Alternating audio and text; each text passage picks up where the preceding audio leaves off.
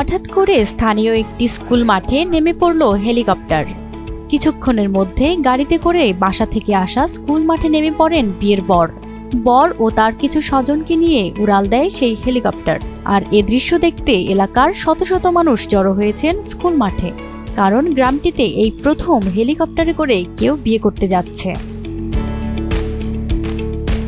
বাবার ইচ্ছে ছিল তার সন্তান হেলিকপ্টারে বিয়ে করে বাড়িতে বউ আনবে, তাই বাবার স্বপ্ন পূরণ করতেই হেলিকপ্টারে চড়ে বিয়ে করতে গেলেন ঝিনাইদহের মহেশপুর উপজেলার গারাপোতা গ্রামের সৌদি প্রবাসী বিল্লাল খানের ছেলে শাকিব খান।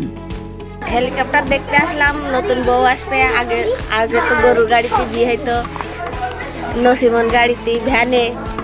এবার আমাদের গ্রামে ধরেন প্রথম এই হেলিকপ্টারে বিয়ে হচ্ছে। আমরা কোনোদিন কোনো হেলিকপ্টার দেখি নাই, এখন আমরা হেলিকপ্টার দেখতে এসেছি। বউ আসে, অনেক সুন্দর লাগছে।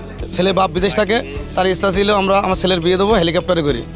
তাই এই বিয়েটা দেওয়া যাবে মহল্লা, আমাদের গ্রামের মহল্লা দেখে খুব আনন্দিত।